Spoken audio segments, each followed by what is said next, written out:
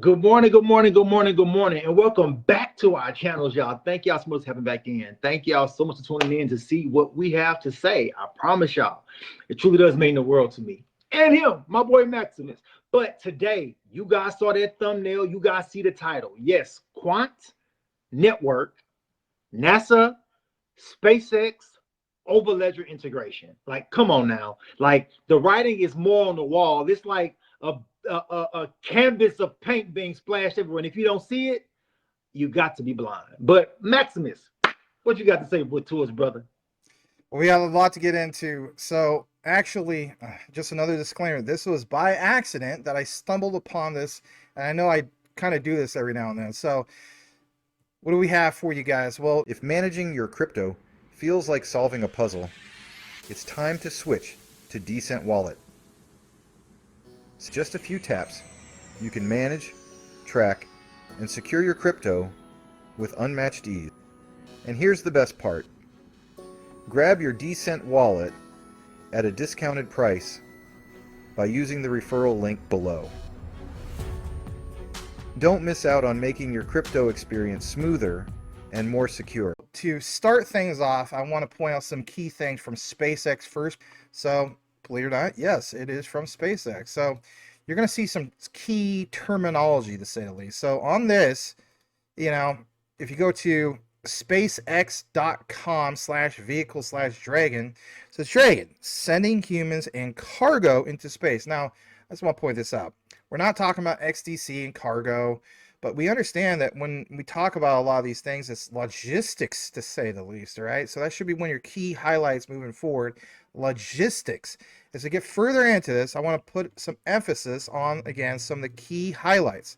So, obviously, SpaceX has completed more than enough missions, but the Dragon spacecraft is capable of carrying up to 7 passengers to and from orbit. And of course, it gets into the measurements, the payload, and shows you visualizations. I thought it was interesting to see some things in regards to Overledger and specifically like the Dragon. So, to take you further into this, again, like it says, human space flight gets into the nitty gritty about their destinations, what they look to accomplish, whether it's going to the moon, Mars, and so on. But again, emphasis on the SpaceX Dragon. Why is that? Gateway Logistics Services. Believe it or not, the Gateway Logistics Services, that is basically referred to as the Lunar Gateway Space Station, with the purpose of providing logistical services to the gateway, overseen by NASA's Gateway Logistics element. The flights will be operated by commercial providers contracted by the agency to support a crew of expeditions to the gateway made under Artemis program. As of March 2023, SpaceX is the only company contracted to provide the services. All right. Well, services, logistics, I think you kind of get an idea where we're going with this, but something else I want to point out is back in 2024, April to be exact, this company called JAXA and NASA had signed an agreement stipulating that Japan would be pressurized in regards to rover collaboration venture and would design, develop, and operate all this stuff, right? So, again, logistics, NASA, I mean, where do we really go with this? Well, without getting too super technical, what I gathered is, again, some of the key things here that's going to come up on your screen. Why is this important? Well, it's make integration. As you see right here, it's the orchestration layer of how this all comes together. Again, I just stumbled upon this and I orchestrated it for you guys because, again, let's face it, when we talk about orchestration, ISO TC307, the Quant Network Standard. So this is make.com demo. You can make a free account. You see SpaceX make an API call to Overledger to prepare a smart contract transaction. Then it kicks it down to SpaceX. It says, get a ship. This is why I was pointing out the whole thing of Dragon. All right. So what about, SpaceX kicking it back to Overledger? Yes, to make an API call. Then kicking it down to SpaceX to get a crew member. Why would a crew member be referenced? Well, you got to have somebody that somebody may want to, purchase something or do something. Who knows what it's for? But whatever the case be, it's talking to Quant's Overledger. So the crew member is going to kick it over to the Overledger to reach from a smart contract. And then look what it says, SpaceX get a Dragon. Interesting to see the terminology. And then the final stage is to sign a transaction. Now, again, that right there, before we get into the whole thing of NASA, I do want to get, Channing's key takeaway in that regard of these findings so far, sir. Now think about get a crew member. They would do that so there will be a tracking mechanism of who performed what action at what time so that everything is trackable, traceable, and transparent, just like what blockchains do for everything else that shows up on the ledger, whether that's the XRP ledger or whoever is holding the ledger. Because we already know, I want to say it was an announcement about SpaceX using stable coins, and they've been using stable coins for quite some time now. So we already know that they dabble in the web of Web3 via payments. So it's only logical that that will transfer over to just everyday day-to-day actions being also tracked and traced, and smart contracts being done on just simple things as far as who's operating what, who pushed what button, who, I don't know much about space travel, but you know what I mean, as far as things that need to be documented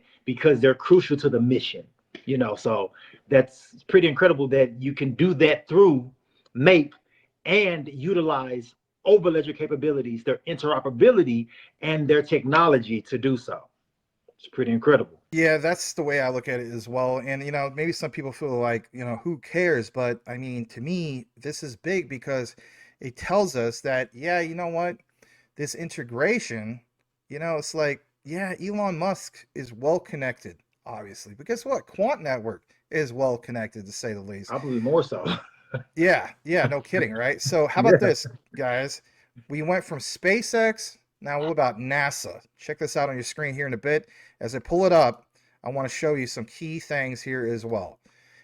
And basically, it's this right here, NASA.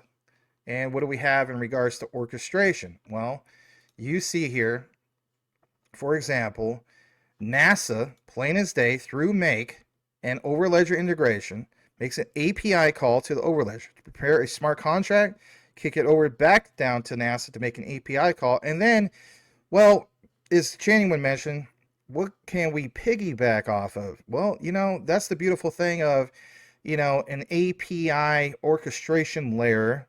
There's this company called Triple Text. We're trying to get what? Logistics. Remember how we mentioned logistics earlier? Then look at this. NASA will talk to Triple Text for logistics settings and so on. Kick it back down to NASA for an API call. API call to who? To finalize it, to sign that smart contract transaction with Quant's Overledger. I think this is a big deal moving forward, to say the least. And before we kick it back to Channing, there's something I want to point out for you guys. This is pretty interesting, to say the least. In my key findings, to take it one step further, here is a PDF that talks about standardization of intelligent transport systems. This is big. Why is it big? Well, ITS standardization activities of ISO TC 204. Now, this is in 2024. You may be thinking, well, what does this have to do with TC 307? Well, hear me out, pump the brakes. It's standardization of this. Again, Japanese framework. We'll show you some European framework. But again, why point this out? Well, I want you guys to understand that ITS stands for Intelligent Transport Systems. You see the orchestration of people to vehicle, enhancement of convenience and comfort, reduction of environmental burden, improvement safety, but again, infrastructure. Think about infrastructure layer, right? So participating in international standardization programs, obviously they recognize standards. On top of that, what about space systems? Well, look what it says here, because when you get more into it, it talks about liaisons and all these other particular ISO standards. And it mentions a mutual liaison with ISO IEC. Now we know about Quant and ISO IEC with interoperability and so on. But you see TC20 with SC14 space systems and operations. Now again, I get where you're coming from. Where does it say specifically like things like Quant? All right, I'm ahead of you. If you look, if you go, it says it right there. TC 307. It says it right above it. That Oh, well, my bad. I didn't. Good catch, my friend. Yep. So you see that orchestration, how it connects right there. Yep, Yep. you're right. Good catch. Mutual liaison with the ISO IEC mutual dispatching of representatives. So great catch, brother. Appreciate that. Not a Uh, problem. That's why we you both know, here, brother. yeah. So I'm glad to share that with you guys. So again, I want to get some of your key takeaway with the catch that you found and just some of your thoughts in that regards to this, because to me it shows that obviously there's a real thing here more than just make.com and Overledger integration. I mean, smart contracts with NASA, with Overledger, SpaceX, Overledger, smart contracts. That's insane. Absolutely. Absolutely. You have to go back to exactly what you just had up. You have up standards. Think about what a standard is. A standard is guidelines for whoever is being governed by this set of standards to actually have to adhere to and actually work into their everyday processes so that they will be compliant. So of course, we know how integral ISO TC 307 is. But then when you go into those different working groups, those different working groups would definitely tie into other sectors of the economy, like logistics, like space travel, because all of those things will be touched by Web3. And TC 307 is the distributed ledger technology standard. So yeah, of course they would have a seat right there at the table, working out and working alongside of with different liaisons and different working groups from every sector of business and every sector of the economy, because all of it has to seamlessly integrate with each other. You can't have, like Gibbard says, these silos, when it comes to the Internet of Things, because that's what a lot of that would eventually piggyback on. Being able to talk back and forth with space, like Hedera has going on with, I believe it's YSET and SpaceX, and the computing of the information that's going on and whatever's being captured on Hedera's ledger. Well, that would have to adhere to that same standard that they're working with NASA, or if they're working with SpaceX, or whoever the case may be. And of course, that standard is tied into the distributed ledger standard because it is being captured on the distributed ledger. Hence the integrations with Make, the integrations with Zapier, these things that companies can now start utilizing in their everyday processes, getting in alignment with certain standards that's getting ready to either deploy or in the process of being deployed. So absolutely. Standard, like people sleep on standards, but that's how they codify law. You get a standard, you get a common set of agreement around the world, and then you go back to your legislative bodies and then start codifying law around the standard so that you can do harmonious global commerce with each other. But I kick it back to you, brother. Well, thank you for that breakdown, and again, thank you for that catch on the screen. Didn't realize it was literally right on the screen. How cool Oh, is no that? problem. So, That's what I'm here for. yeah, I appreciate that. The other thing we want to wrap things up with is from the European side of things in regards to these particular space systems. So, this is going to come up on your screen here in a bit, and here it is from Microsoft PowerPoint European and International Standard. And in this PDF, I want to put some emphasis, and I've showed this before actually. So it comes from dec.dmrid.gov, and look what it says: European and International Standards for Space Industry. And when we get further into it, this is from Cyprus Organization for Standardization. This dates back to 2022, but you see a lot of references. I mean, I covered this within the last few months. Well, look what it says in regards to specifically space systems. It talks about 10 sectorial dossiers covering upstream and downstream. Okay, so the value chain of commercial space systems. As we get further down into it, ISO TC20, SC14 space systems and operations. Again, this is from the European side of things, right? And then on top of that, what do we also have? We have SC14 develops best practices for space, and you see how this kind of all comes together. Well, what about Japan, like we mentioned before? Yep, yeah, working group 1. What about the United States? That's working group 2. And we even have, for example, we mentioned earlier in regards to Japan, materials and processes, and orbital debris with the United Kingdom. Now that's interesting to say the least. On top of that, well, does it mention Quant Network Standard? Well, it does. Cypress engagement through local technical experts in the following subcommittees, which is JTC1, Blockchain Distributed Ledger Technologies, and again, boil it, mash it, stick and stew. ISO TC307, the Quant Network Standard. So, with that said, again, some of your closing thoughts in regards to some of the findings, to say the least, before we wrap things up, Mr. Channing. I just found it interesting when you was just showing those working groups that how each country kind of sort of was tackling a different sector of space exploration, and how this is going to be the best and brightest, of course, expertise in all of the different working groups, and then coming together to form that standard, which is actually kind of dope. Yeah, it's like I was saying, they're codifying the standards so that companies like SpaceX can continue to do things in compliance, because it's all about compliancy when it comes to business, if that makes sense, especially big business. They want to stay in compliance, stay on the good side of the laws and regulators, so that they won't get hit with fines, or be dragged into court, or all of these wonderful things that come along with not being in compliance with laws and standards.